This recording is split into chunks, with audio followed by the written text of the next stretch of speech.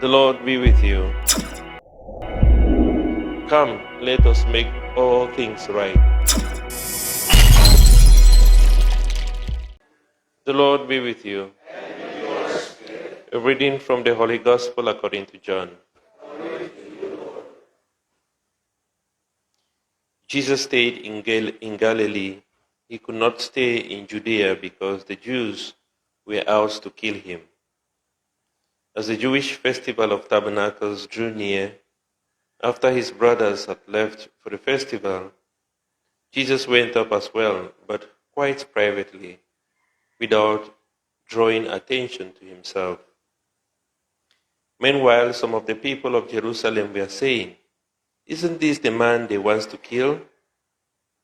And here he is speaking freely, and they have nothing to say to him. Can it be true the authorities have made up their minds that he is the Christ?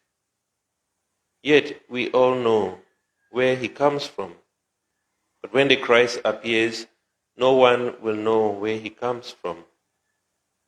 Then as Jesus taught in the temple, he cried out, "Yes, you know me, and you know where I come from. Yet I have not come of myself.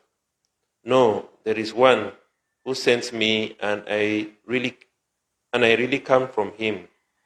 And you do not know him, but I know him, because I have come from him, and it was he who sent me." They would have arrested him then, but because his time had not yet come, no one laid a hand on him.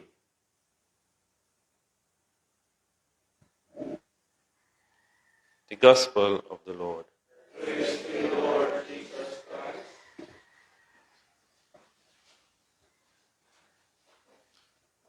So the greatest difficulty of the Jewish authority and the people around the time of Jesus was because they knew him.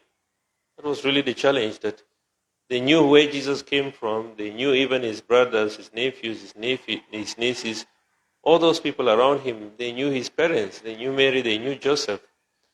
And they said, this cannot be the Christ, because when the Christ comes, we are not going to know where he comes from.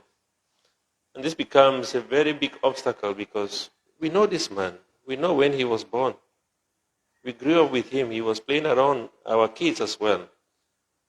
And that became a major obstacle for them to see beyond the person of Jesus, to see that he was the Christ.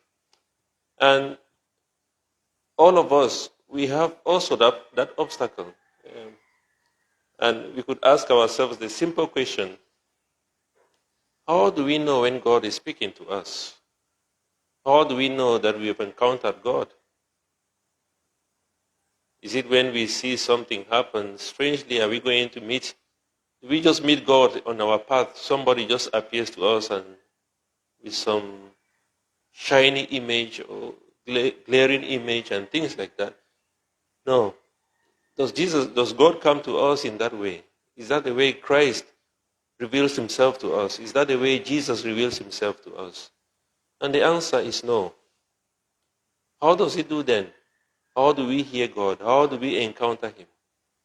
Through the very people that we know.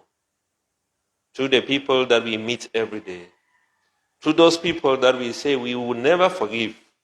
Those people that we hate so much. Those people that we talk about. Maybe that is God encountering us.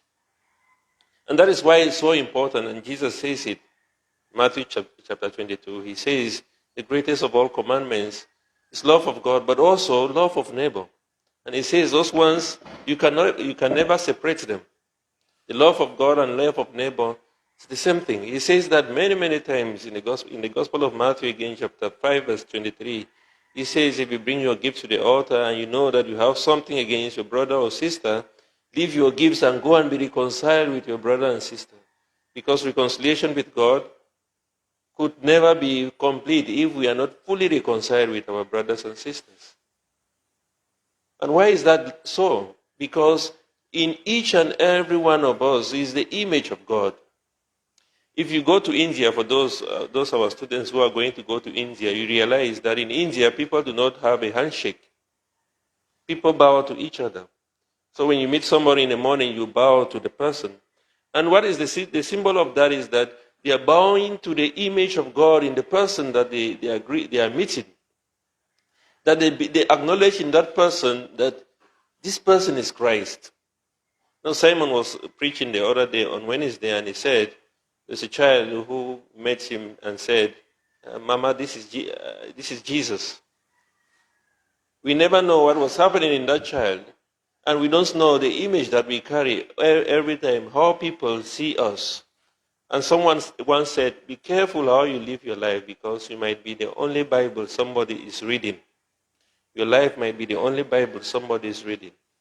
So in other words, there are things that we do towards our brothers, our sisters, and we do not realize that these things we are doing to God himself. And see, this was the major obstacle of the Jewish people, because they met Jesus all the time.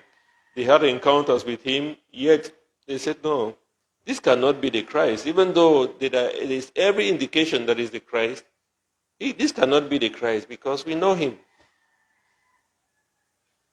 And people will say, how can it be speaking? How can it be God speaking through this person? God cannot speak through this person. He cannot speak through this beggar. He cannot speak through this my neighbor whom I hate so much, who has done very bad things. No, God can speak to us in every encounter we have in life. And that can become a shield. That can become an obstacle for us if we are not open to people, if we are not open to the situation around us, if we already put an X mark on somebody, on our friend, or on our neighbor, because of something he did, or because we really just hate that person, it becomes a difficulty for us to hear the voice of God in our lives. And Jesus says it, what you do to your brother or your sister, you do that to me. In Matthew chapter 25. That which you do not do to your brother, you do not do that to me as well. It tells us that Jesus reveals himself. God reveals himself to us. He speaks to us in every encounter that we have in life. The people that we meet every day, God speaks to us through them. And the students who are here on discernment, do not expect that you are going to have issues with your brothers and you come and sit in front of the Blessed Sacrament and expect to hear a voice telling you this is what you should do. No. God is speaking to us in every encounter we have in life, through our brothers, through our sisters. And that is why it's so important that we must love each other. That's why it's so important that we must forgive each other, that shield, that obstacle will be taken away. It's so important that we must live and listen to each other. We must not ignore the cries of the people around us. We must not just ignore the voices that we hear around us, because that might be the voice of God for you. And we might just ignore because of some little obstacle of unforgiveness, of hatred, of gossiping, of jealousy that we have in life. And then we just say, no, I cannot listen to this person. And yet, that was God's time for you. That was God speaking to you. So my dear brothers and sisters, especially as we come to the end of Lent, let us ask God for the gift of discernment, for the gift of forgiveness, that as we ourselves receive forgiveness and love from God and mercy from God, that we ourselves may show mercy, we may show love, and we may forgive those who have hurt us, that we may truly be an Easter people.